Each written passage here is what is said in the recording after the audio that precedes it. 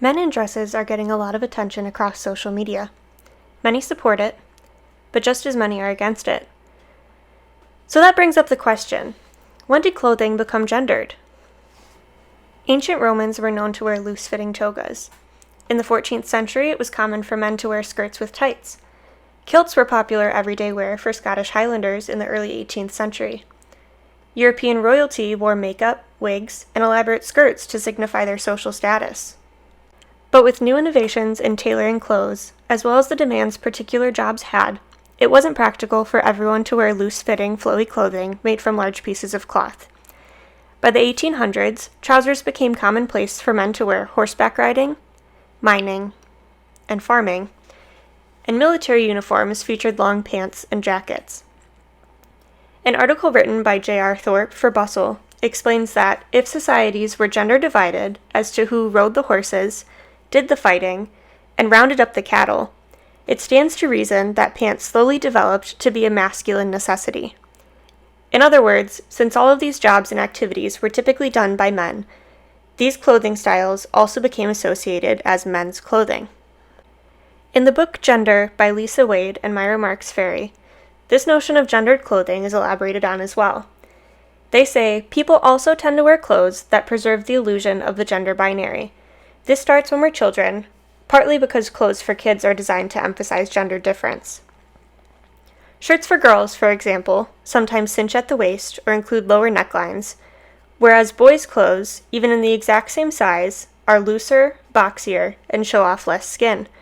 Clothes for boys are even made with stronger fabrics and more robust stitching than those of girls, on the assumption perhaps that boys will be more active in their clothes and girls will not. As adults, these trends in color, cut, and quality continue.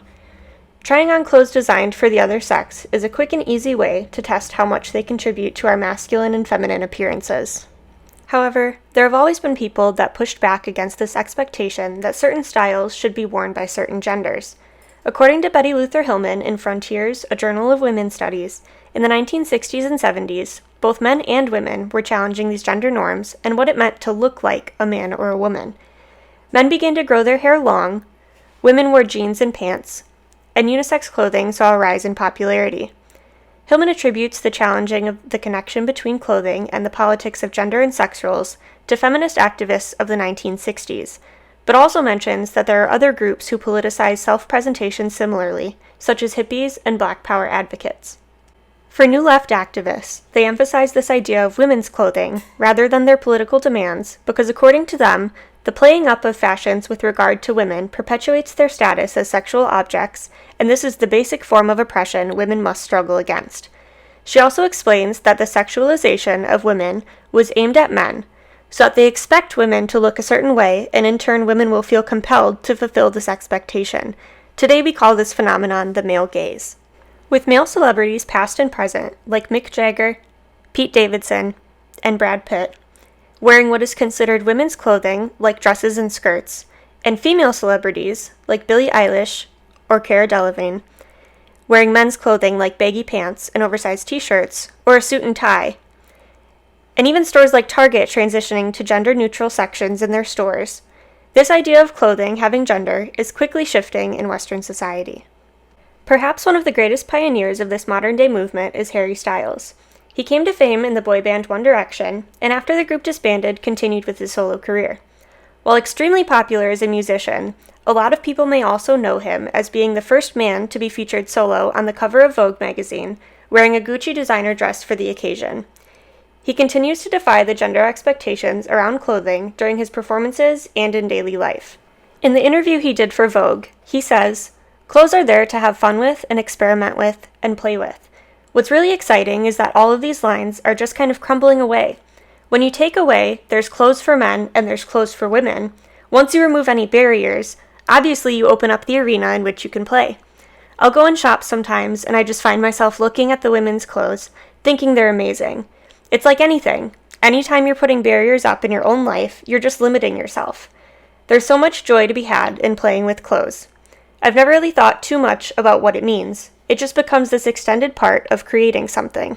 It seems that Harry isn't the only man that feels comfortable and confident in dresses and skirts. Earlier this year, I came across a TikTok trend after the release of Lizzie McAlpine's song Ceilings that featured women stripping off their street clothes to reveal a long flowing dress underneath that they run around and twirl in as the song is playing in the background. And some men also wanted in on the action.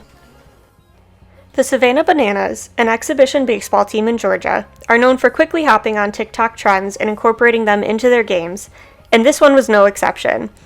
This viral video has been viewed almost 27 million times and has over 4.7 million likes on the platform. Another TikTok user who goes by Simply Josh had posted a video about how he wanted to twirl and feel like the world is okay, like another user was in the video he shared, but that he 100% identifies as male. With over 5 million views, 1 million likes, and over 3,000 comments on the video encouraging him that dresses are for anyone and demanding that someone get this man a flowy dress, that's exactly what happened. Numerous brands and other TikTok users offered to send him dresses, including the high-end retail store Nordstrom. He later posted this video of him shyly showing off one of the dresses he received and doing his first twirl on TikTok. In a study conducted in 2016 by Joshua S. Smith and Kristen E. Smith for the Humboldt Journal of Social Relations, they reported that over 80% of their respondents indicated that they are comfortable in situations involving gender nonconforming displays, but not as comfortable with more personal displays, like being in a relationship with someone who is gender nonconforming, or identifying as gender nonconforming themselves. The researchers explain this by saying that there is a commitment of the self needed to accomplish this level of involvement that is different than what is asked in the broader social situations. Despite this, the majority of the respondents, both male and female, indicated some level of gender nonconformity as part of their gender identity. Throughout this study, they concluded that as comfort with displays of gender increase, so do comfort with doing gender differently, and vice versa. With celebrities and influencers normalizing the idea that clothing is genderless, this may help increase the overall comfortability that the public feels around gender nonconforming displays and change the way we view gender and self-expression overall.